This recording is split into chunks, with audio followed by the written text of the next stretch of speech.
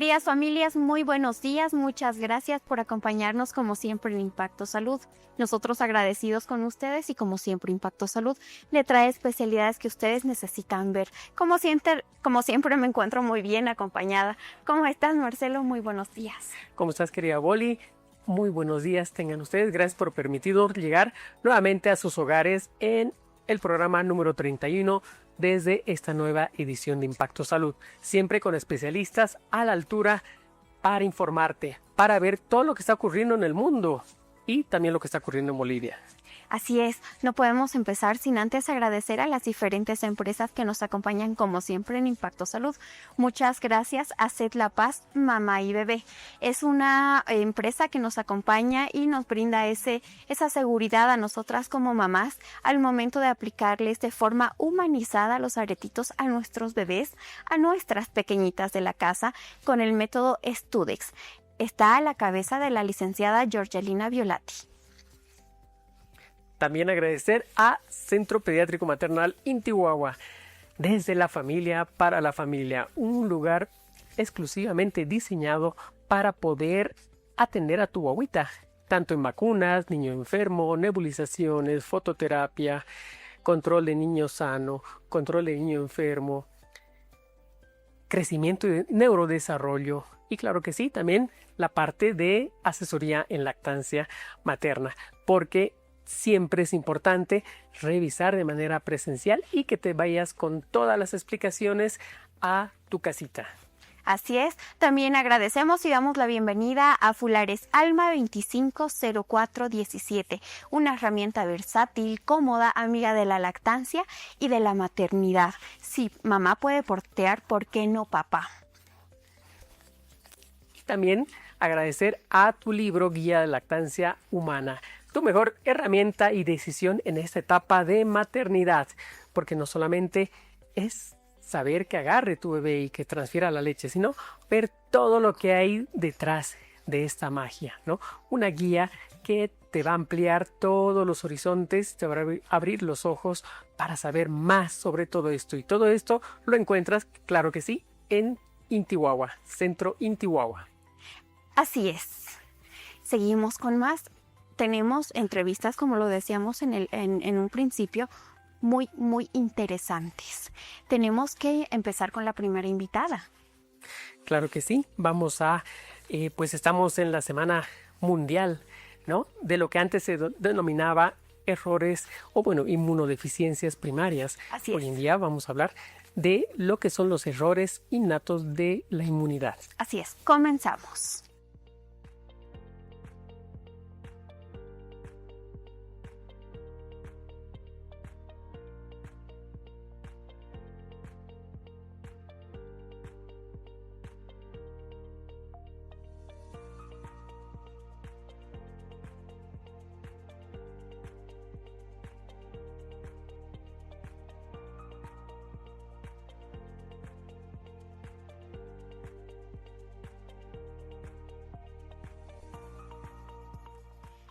Queridas familias, nos acompaña la doctora Natalia Núñez del Prado. Ella es especialista en inmunología.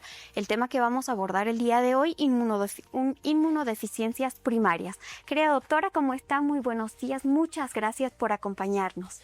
Muchas gracias a ustedes por la invitación y yo encantada de estar aquí con ustedes. Así es, querida doctora. Para romper el hielo, ¿qué son las inmunodeficiencias? Bueno, justamente en esta semana se celebra a nivel mundial la Semana Mundial de las Inmunodeficiencias Primarias porque se trata de un grupo de enfermedades un poco olvidadas, tal vez desconocidas, pero que no por eso dejan de ser importantes, ¿no? Las inmunodeficiencias primarias son alteraciones del sistema inmunológico, son un grupo muy grande de enfermedades que se pueden manifestar con diferentes grados de gravedad. Y son alteraciones que afectan a diferentes partes del sistema inmune. Principalmente se van a manifestar con infecciones recurrentes. Puede manifestarse en la edad pediátrica, pero también algunas veces ya en los adultos. Son niños que generalmente presentan alteraciones a veces en el crecimiento, en el desarrollo y lo más llamativo van a ser infecciones recurrentes, que sean más graves de lo normal, más difíciles de tratar o más frecuentes de lo que puede presentar un niño normal, ¿no? Fuera de algunas otras manifestaciones que pueden haber. Claro. Excelente. ¿Cuándo las infecciones recurrentes dejan de ser normales o parte de una infancia que está evolucionando y que ese sistema inmune pues se está adaptando y está conociendo? Exacto, eso es muy importante porque obviamente todos los papás saben que los niños pueden presentar infecciones, ¿no? Entonces, la pregunta que muchas veces se hacen es cuándo me tengo que alarmar o cuándo es que esas infecciones ya dejan de ser normales. Hay una fundación que es la Fundación Jeffrey Model que lanza lo que son las 10 señales de alarma de las inmunodeficiencias. Que las podemos compartir si gustan para que las difundan. Dentro de esas son varias, pero por ejemplo se menciona que si un niño tiene muchas otitis recurrentes en un año, 4 o más veces en un solo año, ya es un dato que nos tiene que llamar la atención. También el hecho de que tenga, por ejemplo, 2 episodios de neumonía en un solo año o 2 años seguidos con episodios de neumonía. El hecho de que tengan abscesos o infecciones profundas difíciles de tratar, el hecho de que tengan que usar antibióticos intravenosos, por ejemplo, ¿no? Cada vez que se enferman, muchos niños cursan infecciones y a veces no necesitan antibióticos, pero si ya lo requieren cada vez y son intravenosos o tienen que hospitalizarse, también es otro dato que nos llama la atención. El hecho de que el niño no crezca adecuadamente, no gane peso, descartando obviamente causas metabólicas, endocrinas y otras, puede ser también un dato. El hecho de que en la familia hayan antecedentes de otros familiares, hermanitos, primitos, tíos de primera línea con síntomas parecidos también nos llama la atención. Y obviamente ante cualquiera de estas señales de alarma, lo recomendable es que los papás acudan al pediatra y el pediatra lo derive con el especialista correspondiente. Claro que sí, querida doctora. ¿Cuál es el error más común que cometemos, el cual retrasa el diagnóstico? Esa también es una muy buena pregunta, ¿no? Lo que yo siempre les digo a los pacientes y a los mismos colegas es que es mejor pecar a veces por exceso, ¿no? Es mejor a veces, ante la duda, ante la sospecha, los papás generalmente se dan cuenta cuando su niño ya no está teniendo un comportamiento normal en cuanto a las infecciones, cuando algo les preocupa, entonces es mejor a veces preocuparse de más y acudir al especialista. Y también es muy importante que tanto médicos generales, pediatras, los médicos de atención primaria estén alertas a estas señales, porque muchas veces el mayor problema que tenemos en estos niños es justamente el retraso en el diagnóstico. A veces los papás sí acuden al médico, acuden al centro de salud y el primer error es simplemente tratar la infección, ver que un niño viene continuamente y seguirlo tratando y no investigar la causa, ¿no? Yo diría que ese es el principal error que se comete. De hecho que sí. Claro que sí. Y bueno, cada vez creo que se están documentando más enfermedades, se están clasificando, se están descubriendo nuevos genes y creo que hasta donde se tiene registro al menos unas 500, 550 y ya para cuando se actualice, imagino que ya debe estar llegando por los 600 que están siendo documentadas, ¿no? Y que la mayor parte de estas, al parecer, no al parecer, sino que sí, están viendo que hay mucha deficiencia en anticuerpos en las mucosas y en otros lugares. Sin embargo, antes se llamaba, ¿no?, como inmunodeficiencias, pero ahora se está tratando de cambiar a errores, porque no solamente hay deficiencias, sino también ganancia de función, excesos que también van a llevar, ¿no? Bien, como lo mencionaba, ese modelo de Jeffrey que menciona, bueno, pues sobre todo se centra, ¿no?, en parte infecciosa, pero también recordar que hay hoy en día cáncer, ¿no?, autoinmunidad y algo que está en boga también, lo autoinflamatorio. Exacto, sí. De hecho, bueno, es un mundo muy amplio y muy interesante. El término correcto, si bien a veces para la población es más fácil entenderlo como inmunodeficiencias primarias, pero ya hace algunos años ha cambiado el término a errores innatos de la inmunidad, ¿no? Ya que estas alteraciones que son genéticas, eso las diferencia de las inmunodeficiencias secundarias, que pueden ser por una causa infecciosa, nutricional y otras. Estos son errores innatos que justamente la alteración está en defectos genéticos. A la fecha son cerca de 600 defectos genéticos ya descritos. Esto también gracias a los avances actuales en biología molecular, secuenciación, se han podido identificar concretamente estos defectos y esto hace que estas enfermedades además sean hereditarias, ¿no? Por eso el antecedente familiar es tan importante. Y como bien decía el doctor, si bien lo más llamativo y lo que más se conoce, ¿no?, del sistema inmune es la defensa frente a las infecciones, también el sistema inmune participa en muchos otros procesos, ¿no?, de regulación, de autoinmunidad, de problemas alérgicos, incluso los problemas oncológicos. Entonces, si bien las principales manifestaciones y las que casi siempre están presentes van a ser las manifestaciones infecciosas, estos pacientes pueden tener otras alteraciones como problemas de autoinmunidad, problemas alérgicos, mayor predisposición a enfermedades oncológicas que si bien están en menor proporción, muchas veces están presentes, ¿no? Ahora hay muchas alteraciones descritas, incluso problemas hematológicos, ¿no? Entonces es todo un mundo. Y el tema de las manifestaciones autoinflamatorias, que también son muy importantes. Claro que sí, querida doctora, es posible que, bueno, el sistema inmune no funcione muy bien desde el nacimiento. Sí, de hecho, como justamente se trata de defectos hereditarios, de mutaciones en diferentes genes, las personas que tienen estas inmunodeficiencias primarias ya las tienen desde el momento que nacen. A veces son mutaciones de novo que se dan en el desarrollo y a veces se heredan de los padres. La forma de herencia es muy variable, puede ser autosómica recesiva ligada al cromosoma X, que se va a manifestar más en varones, pero como son tantos defectos, la forma de manifestación es distinta, pero los pacientes ya las tienen desde el momento en el que nacen. Lo que sí ocurre es que dependiendo de cuál es la alteración genética y a qué parte del sistema inmune afecta, estas manifestaciones pueden ser evidentes antes o después, ¿no? Hablamos, por ejemplo, de los casos más graves, que son la inmunodeficiencia combinada severa. Se conoce, incluso hay películas, libros sobre esto, que es la enfermedad de los niños burbuja, que se les llama, porque son niños que tienen una alteración tan seria en el sistema inmune o en una rama tan importante que las manifestaciones se dan desde el momento en que nacen prácticamente. Son niños que ya se complican, que desde que nacen ya requieren incubadora o requieren tratamientos antibióticos por complicaciones infecciosas y que de hecho si no se los trasplanta generalmente antes del año de edad, su pronóstico es sumamente malo.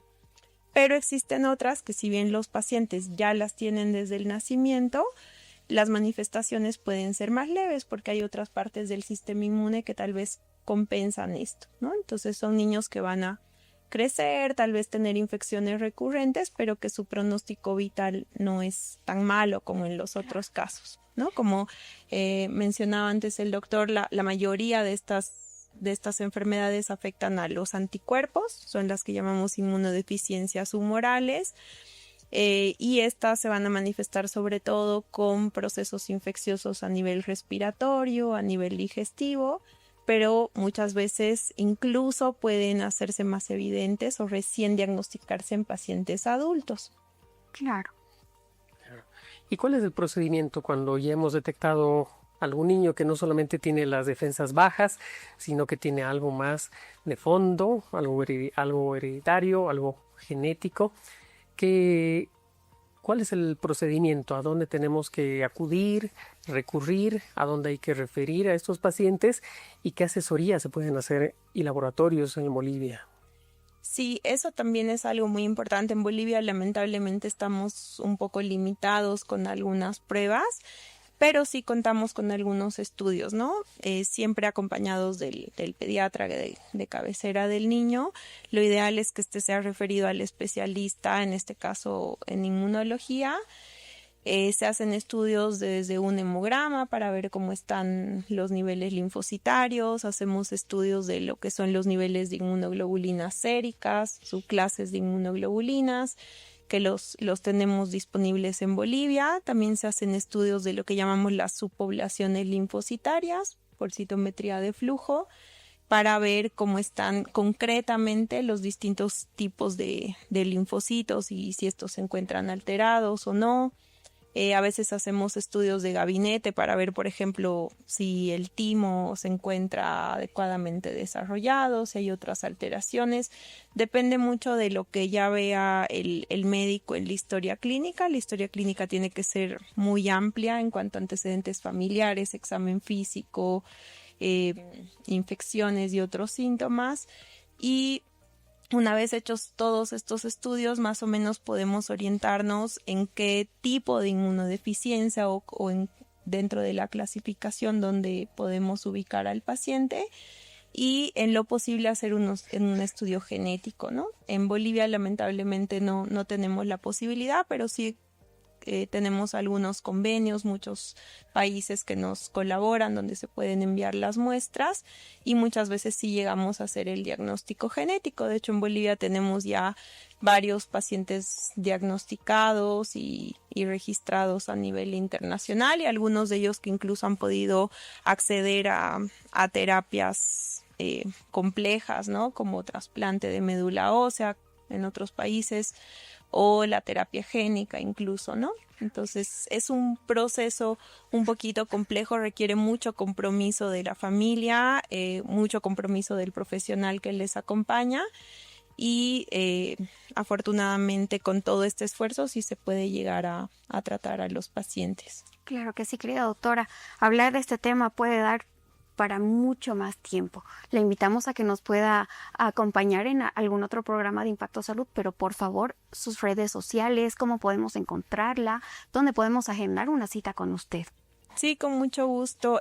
Bueno, mi consultorio se encuentra en la calle 6 de Obrajes y Ormachea, en el Centro de Especialidades. El contacto ahí que lo pueden ver en pantalla y pueden agendar una cita. Y también para el apoyo a los pacientes, existe una fundación en Bolivia para las inmunodeficiencias, que es la Fundación FIDEP, de la cual formo parte, junto con la doctora Nelva Guillén, que atiende pacientes en Cochabamba y que también manejamos casos conjuntos. Así que bueno, ahí en mi contacto me pueden encontrar. En las redes sociales estoy como Inmunología Bolivia, en Instagram y Facebook. Y cualquier asesoramiento, apoyo que necesiten, me pueden contactar y ya yo les redirijo si hace falta o si se encuentran en otra ciudad. Perfecto. Muchísimas gracias, querida doctora, por habernos acompañado en Impacto Salud. De hecho, no es la primera ni será la última vez que nos acompaña en otro programa. Sí, con mucho gusto. Muchísimas gracias, querida doctora. Muchísimas gracias. Y pues no es normal enfermarse todo el tiempo. Detectar a tiempo puede salvar vidas, y el sistema inmune pues puede estar fallando, así que siempre es importante guiarte de especialistas y muchas veces de manera multidisciplinaria. Sin embargo, nosotros tenemos que continuar. Quédese.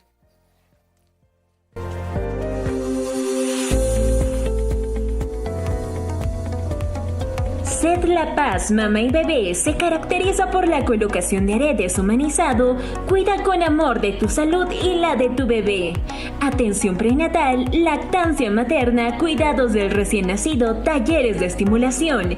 Encuéntranos en la avenida Hernando Siles, esquina calle 10 de Obrajes, edificio Tunupa, oficina 302. Contáctanos al 62 28 96 60. Sed La Paz, Mamá y Bebé.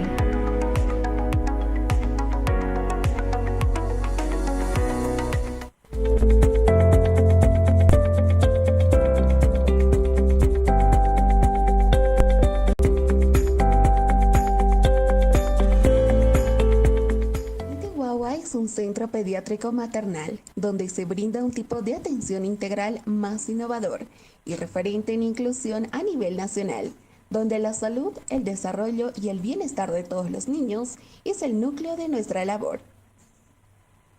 En Intihuahua aspiramos a establecer un modelo de atención pediátrica inclusiva, brindando apoyo a cada uno de los niños. Brindando apoyo a cada niño y su familia, para que pueda crecer con salud, empoderamiento y futuro lleno de oportunidades.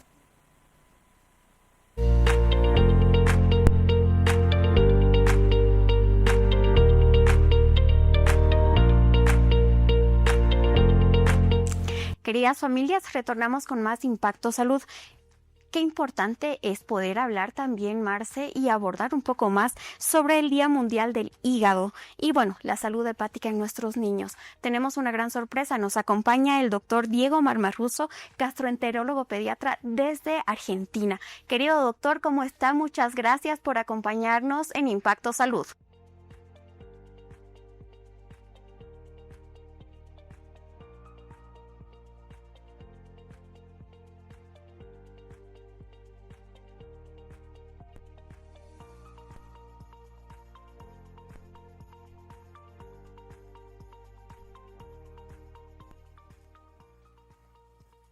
Bueno, en Impacto Salud vamos a hablar en esta ocasión con el doctor Álvaro Stevens Michel, quien es médico psiquiatra, con el tema de personalidad inestable. ¿Cómo está, querido doctor? Gusto de saludarlo nuevamente. Bienvenido. Gracias, Marcelo. Gracias por la invitación al programa. Y bueno, pues muy contento de poder seguir compartiendo con ustedes y con el público, ¿no? Estos temas importantes en salud mental en particular. Y bueno, pues el tema de la personalidad emocionalmente inestable lo he querido plantear el día de hoy porque, bueno, es algo que se ve muy frecuentemente en la consulta. Creo que todos los días por lo menos veo a un paciente que tiene esta condición. Y muchos se preguntarán de qué se trata o qué es una personalidad emocionalmente inestable. Y bueno, pues ha recibido muchos nombres a través del tiempo. Hay uno que igual es un sinónimo, llamémoslo así, que es la personalidad límite, ¿no? O borderline. Pues ¿por qué se caracteriza este trastorno, digamos, de salud mental? Son personas que se las podría catalogar vulgarmente como bipolares, o las personas muy intensas, o las personas muy cambiantes. Y aquí el término bipolar se usa mal, ¿no? Porque no es el diagnóstico adecuado. Pero ¿por qué se les dice o les dicen algunos bipolares? Porque cambian muy rápido de ánimo. Son personas que pueden estar muy bien, amanecen genial, están con todas las pilas puestas y les pasa algo en el día a día, tienen un percance, no sé, en el trabajo con alguien que les llama la atención y se derrumban completamente, ¿no? Y pasan del estar felices y de estar sonriendo al llanto, a la desesperación, de alguna manera, pensar que no hay solución para nada, gritar o tener ataques de ira muchas veces, romper cosas o ponerse en modo defensa y estar agresivos con muchas personas a su alrededor. Y cuando esto escala muchas veces, pues este problema puede llegar a situaciones como lastimarse o lastimar a otras personas. Entonces ahí vemos la característica de este problema. Son personas que tienen emociones muy intensas, no se pueden regular. Viene el término, ¿no?, de persona emocionalmente inestable o desregulada. Entonces, esto es algo que no comienza de la nada. No es que uno puede tener una personalidad, digamos, estable y de repente se volvió así. No, es algo que se va construyendo en realidad desde que uno es niño.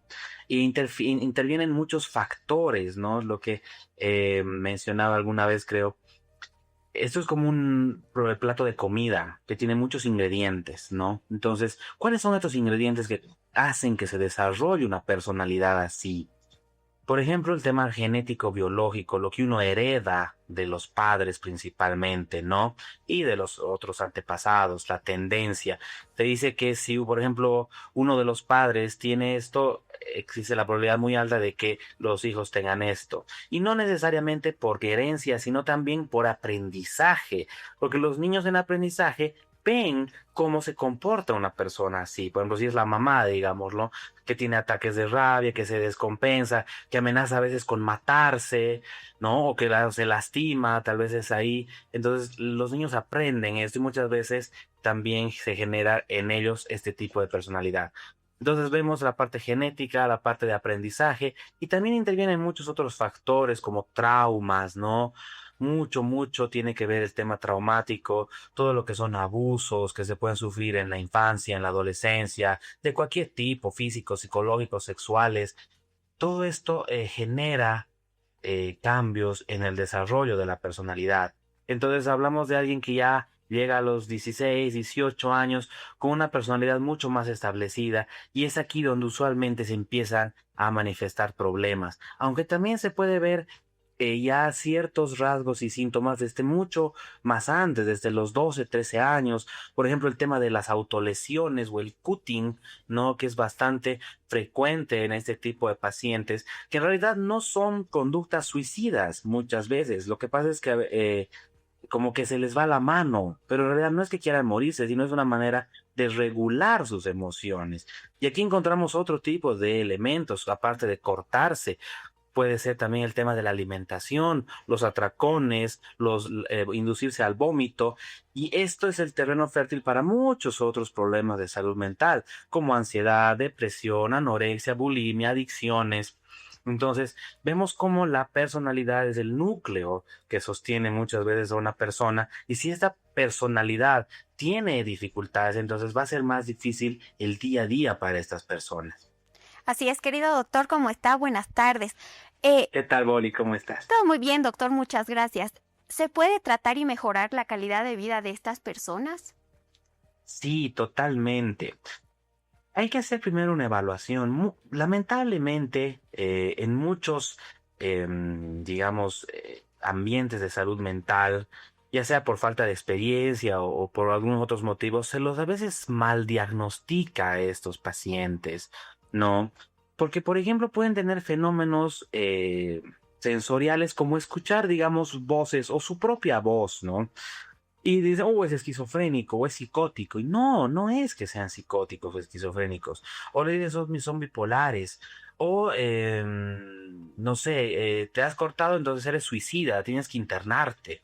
Y no es tanto así, hay que tener mucha delicadeza y tacto con estos pacientes. La calidad de vida, como bien dices, es fundamental. El objetivo es aprender a llevar vidas buenas, vidas que valgan la pena ser vividas, ¿no? Esa es una frase muy bonita de una autora que trabajó mucho con el tema de esto, de la regulación emocional. Entonces, ¿qué se hace con esto? No solamente es dar medicamentos, porque en realidad la personalidad no cambia con los medicamentos. Lo que tenemos que hacer es a enseñar a esa persona a lidiar mejor con sus malestares, a lidiar con el día a día, a lidiar con las frustraciones, ¿no? Que esto, la intolerancia, la frustración es tan severa en estos pacientes. ¿Cómo poder lidiar con un mundo que me va a frustrar constantemente? Entonces, el pilar número uno es la educación, la psicoeducación y la psicoterapia.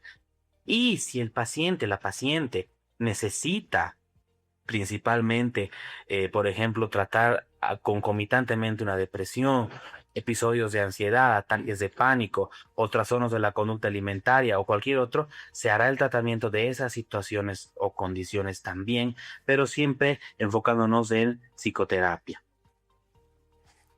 Claro que sí, querido doctor. Sentir mucho no siempre es saludable.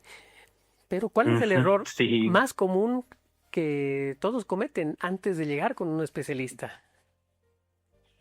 Pues buscar otro tipo de ayudas o de alguna forma callarlo también, ¿no? Muchas personas que tienen esta condición, pues por vergüenza, por miedo o por no sentirse juzgados, pues no buscan ayuda. Entonces manejan su desregulación emocional desde estos elementos que ya mencionaba antes, ¿no? Las lesiones, las conductas de riesgo, los consumos, ¿no? El tener, digamos, situaciones que puedan ponerlos en riesgo, ciertos grupos de amigos, ciertas situaciones que después generan malestar y otras consecuencias negativas.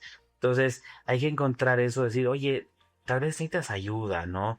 No necesariamente lo estás lidiando bien, no necesariamente anestesiar o calmar la emoción es hacerlo bien. Entonces es importante siempre buscar ayuda, cualquier persona de salud mental para derivar, para ver cuáles son las mejores alternativas. Hay terapias específicas para este tipo de pacientes, no es cualquier terapia, y si necesitan medicamentos, pues también de acuerdo a cuáles son las manifestaciones, porque este cuadro es muy variado.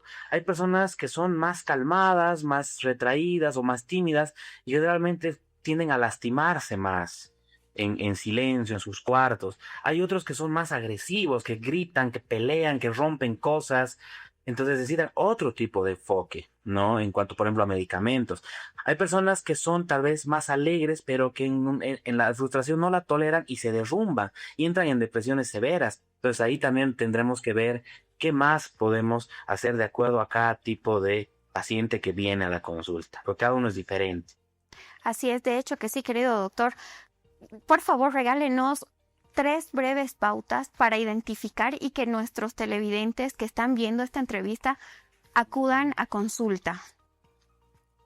Eso, principalmente tanto en uno mismo como en alguien que conocemos, que puede ser nuestro familiar, nuestra pareja, nuestros amigos, qué sé yo.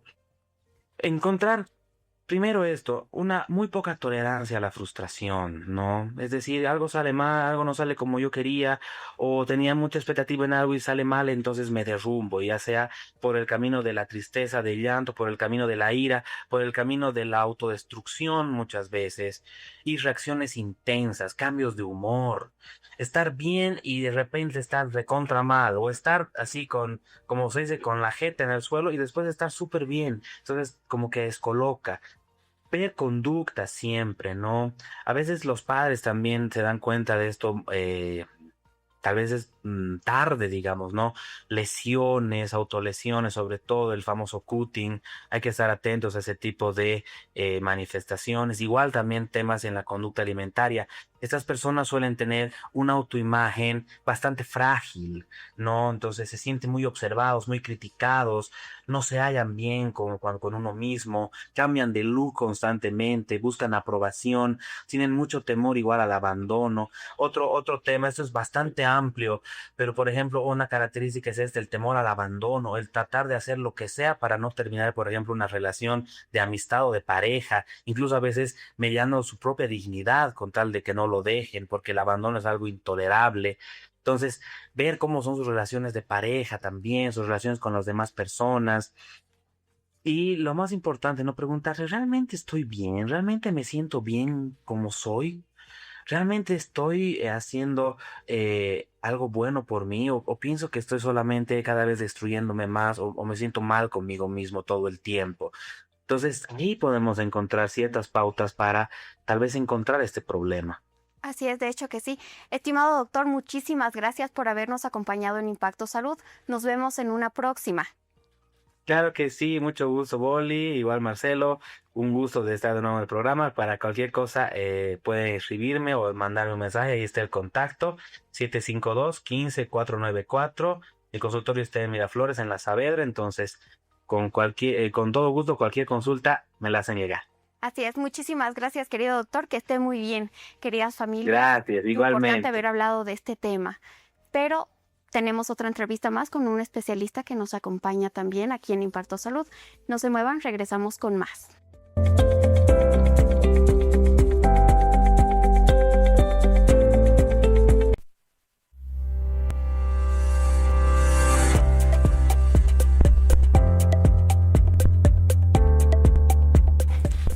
Queridas familias, retornamos con más Impacto Salud.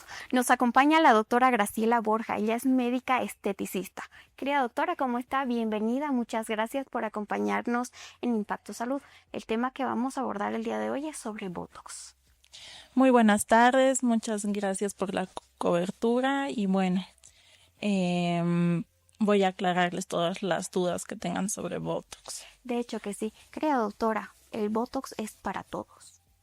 Sí, el Botox es un medicamento que lo usamos para relajar el músculo y se puede usar tanto como prevención como tratamiento. Entonces se puede aplicar a partir de 25 años si es que hay necesidad, si son las gesticulaciones muy fuertes. Claro. Sobre todo es para tratar de mejorar la expresión, las líneas del envejecimiento, ¿no? De hacer tanto fruncimiento del entrecejo, frente, ¿no? Sí, entonces, como había mencionado, la toxina botulínica sirve para relajar al músculo. ¿Qué hacemos al relajar al músculo? Las gesticulaciones, ya no gesticulamos con tanta fuerza y las arrugas se suavizan, ya no se marcan, la piel se vuelve más lisa y más bonita. Tienes la piel más descansada, más fresca, más luminosa.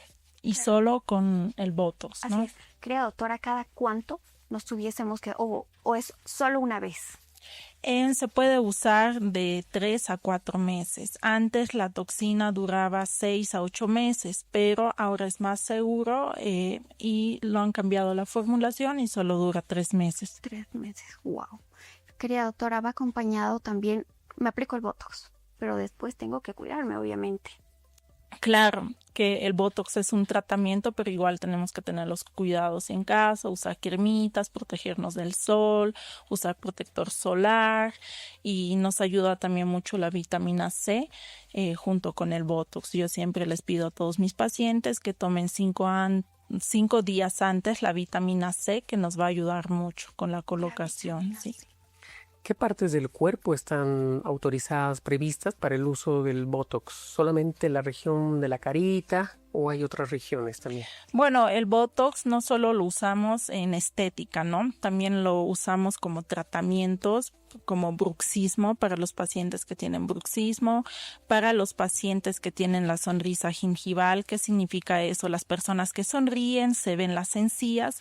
Entonces, ¿qué hace el Botox? Baja el músculo y al sonreír ya tenemos una sonrisa más estética, ¿no? También se puede colocar en las manos, en las axilas, para pacientes que sudan mucho, nos ayuda bastante, ¿no? Entonces también es terapéutico, no solo estético. Así es, querida doctora. Tengo muchas mamás en consulta que me preguntan, estoy dando de lactar, ¿puedo ponerme Botox? No hay ninguna contraindicación científicamente, pero preferimos a veces que no, porque a veces si el bebé se enferma o algo pasa, nos echan la culpa a nosotros, ¿no? Pero no tiene ninguna contraindicación, ¿no? Perfecto. Y seguramente todos nuestros televidentes se están preguntando dónde podemos acudir para tener una consulta y ver si son aptos para la aplicación del Botox. Claro, siempre les aconsejo que vayan como un profesional, que sea médico o bien sea odontólogos, que se informen bien qué medicamento usamos, la fecha de vencimiento, todo, que sea certificado el medicamento, ¿no? Bueno, yo atiendo en la calle 7 de Obrajes, en el edificio Quirios, y bueno, la atención es con cita previa. Así es. Querida doctora, muchísimas gracias por habernos acompañado. Por favor, unos 3 breves consejos para nuestros televidentes ahí en casita, para que se puedan tal vez pasar por el consultorio y ver si son aptos para la aplicación de Botox. Siempre cuidarnos del sol, que es lo más importante para el tema de antiedad. Y bueno, si ya tienen gesticulaciones muy fuertes o empiezan a notar las primeras líneas de expresión, entonces ya son aptos para la colocación de toxina botulínica. Así es. Muchísimas gracias, querida doctora, por habernos acompañado en Impacto Salud. De hecho, nos vamos a ver en un próximo programa del mismo. Muchas gracias a usted. Querida doctora, muchísimas gracias. Queridas familias, nos acompañó la doctora Borja hablándonos sobre el Botox, si todos somos aptos para la aplicación y la mejor manera, que es guiada por un especialista. Tenemos que ir a unos breves consejos, pero retornamos con más de Impacto Salud.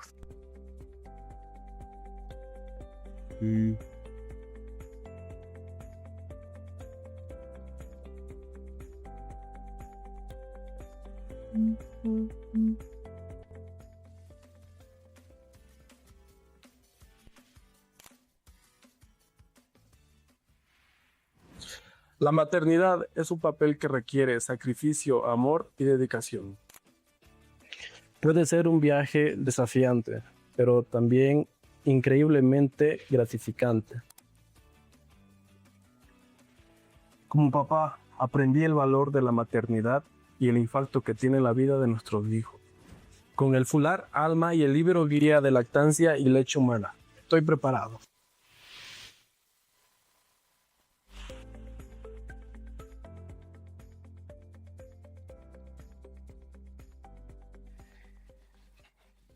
Y muy bien, retornamos nuevamente con Impacto Salud y como lo habíamos mencionado antes, teníamos una sorpresa en el estudio porque vamos a entrevistar a alguien muy especial, a un especialista en gastroenterología pediátrica, con quien vamos a hablar un poquito recordando lo que fue el Día Mundial del Hígado. Entonces tenemos al doctor Diego Omar Barruso desde Argentina. ¿Cómo está, querido doctor? Bienvenido a Impacto Salud. Gracias, muchísimas gracias por su tiempo. Muchísimas gracias a ustedes por la invitación. Realmente feliz acá desde el consultorio poder hablar con ustedes y acercarnos a través de, por lo menos de la pantalla. Ojalá sea algún día de manera presencial. Es un placer estar con ustedes realmente. Así es, querido doctor, ¿cómo está? Muy buenos días, muchas gracias por acompañarnos en Impacto Salud. Sin más, tenemos que empezar. Doctor, ¿es posible que un niño tenga hígado graso hoy en día? Sí, realmente no solo que es posible, sino que lo vemos desgraciadamente muy frecuentemente. Y esto tiene que ver con los hábitos alimenticios que tienen nuestros niños. Hoy mismo en el consultorio vi a una niña que tenía hígado graso, dolor abdominal, que realmente una muy mala alimentación, mucho sedentarismo, exceso de pantallas, y eso hace que uno como gastroenterólogo, como especialista, sospeche que esa criatura puede estar frente a un hígado graso. Y no siempre estamos hablando de un paciente que esté excedido de peso. Es diferente en pediatría el hígado graso que en el adulto. Siempre que yo sospecho un hígado graso, es importante hacer el diagnóstico correcto para llegar a abordar el tratamiento adecuado de ese paciente. Claro. Claro que sí, doctor. El hígado no duele, pero sí se puede dañar. ¿Qué señales podrían alertar a los padres para poder acudir a una consulta con un especialista? Bueno, impecable lo que decís, como siempre. Realmente uno tiene que sospecharlo ante un paciente que tenga un exceso de peso, pero como bien dijiste de vos, como no duele, si yo tengo un laboratorio con enzimas hepáticas elevadas, es decir, que esas enzimas del hígado se empiezan a elevar y me hacen sospechar de que puede haber algo en ese hígado y le hago una ecografía y me informa que ese hígado está graso, lo primero que hacemos como especialista es no solo cambiar el valor nutricional que tiene ese paciente, cambiar la calidad de vida del paciente y todo lo que consume, sino también estimular a que se haga una correcta caminata, un ejercicio para que pueda salir del sedentarismo. Y la pata tercera del tratamiento es la consulta con el nutricionista, que va a ser quien nos ayude a ver si realmente el paciente está acorde al tratamiento. Y por supuesto, bajar la ansiedad de los padres cuando ven un laboratorio elevado o un hígado graso en una ecografía, de que lleva tiempo revertir poco a poco el proceso, pero los pasos son muy, muy positivos en pediatría. Así es. Querido doctor, ¿se puede revertir el daño hepático si se detecta a tiempo?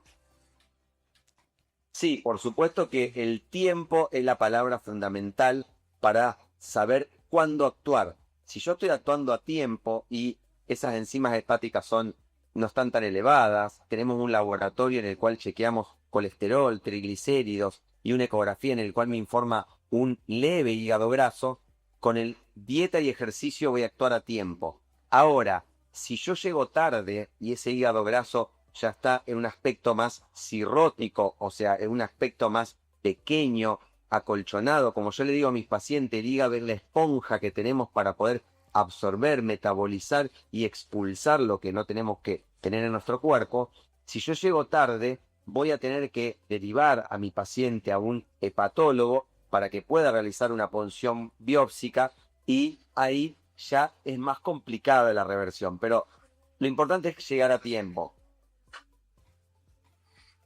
¿El cansancio o dolor abdominal puede estar relacionado con el hígado? Muchas veces algunos niños llegan con un dolor que ya está tendiendo a ser un poco crónico y a los padres les asusta esto. Sí, vos dijiste algo que me pareció fundamental.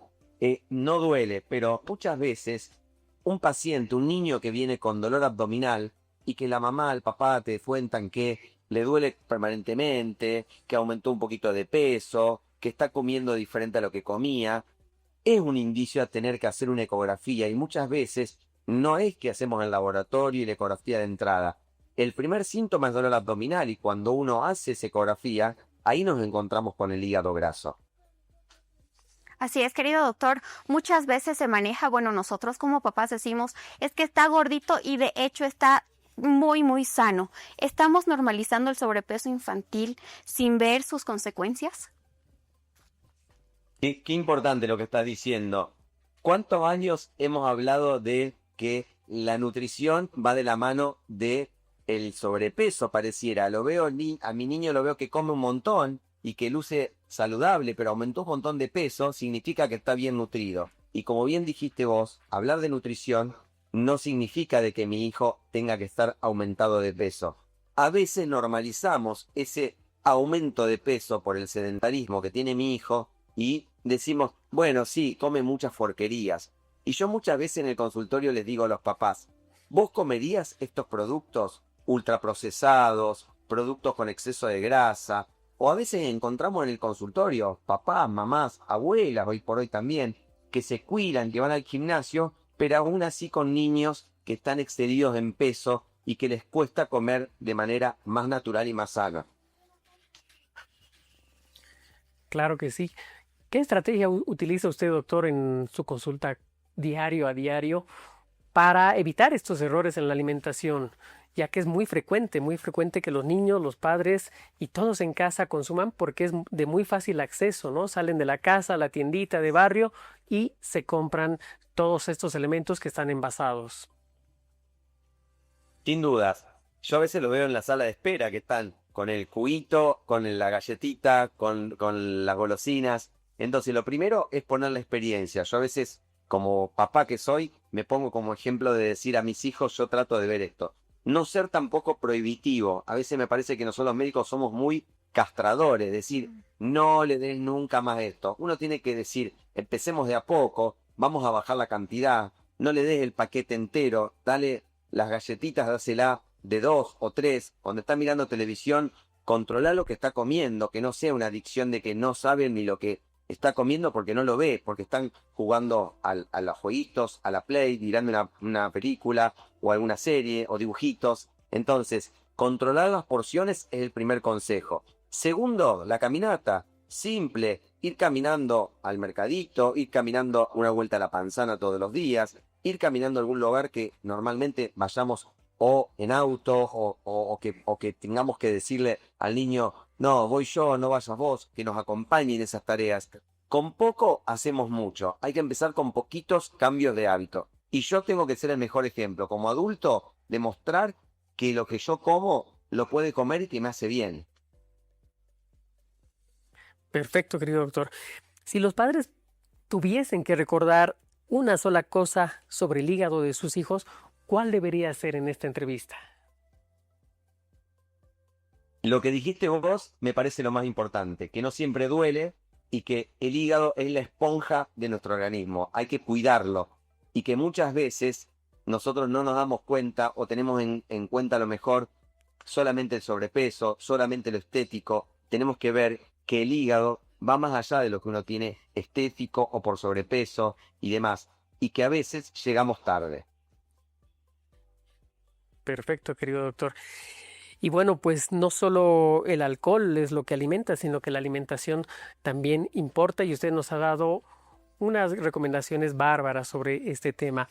Quizás algún televidente quiera saber más de esto. ¿Usted dónde pueden encontrarlo? ¿Redes sociales? ¿Dónde tiene su consultorio? Bueno, gracias. Yo estoy acá en Argentina, en Rosario, pero por supuesto que las redes sociales nos acercan. Mi Instagram es gastroinfantil.ok. Pueden escribirme, podemos hacer videoconsulta, videoconferencia. Yo digo que las redes nos han acercado y nos han hecho estar uno al lado del otro. De hecho, con ustedes tengo una cercanía muy linda y no estamos en el mismo lugar, así que con total placer podemos acercarnos. Y si no, acá en Rosario, en Argentina, por supuesto que se pueden acercar también y nos podemos ver en el consultorio. De hecho que sí. Querido doctor, le agradecemos enormemente su tiempo. Desde Bolivia le mandamos un fraterno abrazo y un cordial saludo y lo esperamos aquí en Bolivia. Yo soy agradecido, realmente un placer, les mando un abrazo muy muy grande, me siento muy muy bendecido y muy agradecido por esta invitación tan cordial que me han hecho. Les mando un abrazo enorme a toda la gente de Bolivia, que realmente es una gente hermosa. Tuve la oportunidad de ir hace ya 2 años casi a dar una conferencia y felizmente, y digo que tienen profesionales hermosos con un nivel altísimo y la gente es maravillosa. Así que agradecido yo siempre por tenerme en cuenta. Muchísimas gracias, querido doctor, por habernos acompañado en Impacto Salud. Claro que sí, y bueno, las redes sociales nos acercan muchísimo y pues esperamos también comprometerlo para una siguiente y hablar mucho más de temas gástricos, que eso nos compete el día de hoy. Y bueno, uno de sus paisanos también está actualmente en la ciudad, ha estado dando conferencias, está Gaby, esperemos tenerlo a usted también pronto con nosotros en alguna oportunidad. Sin embargo, pues nosotros continuamos con nuestro programa.